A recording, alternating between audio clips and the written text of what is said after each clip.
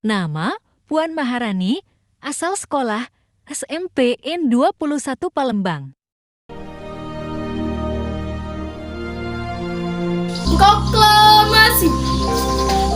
Kami, bangsa Indonesia, dengan ini menyatakan kemerdekaan Indonesia. Hal-hal yang mengenai pemindahan kekuasaan dan lain-lain diselenggarakan dengan cara seksama dan dalam tempo yang sesingkat-singkatnya. Jakarta, 17 Agustus tahun 1945. Atas nama bangsa Indonesia, Soekarno-Hatta.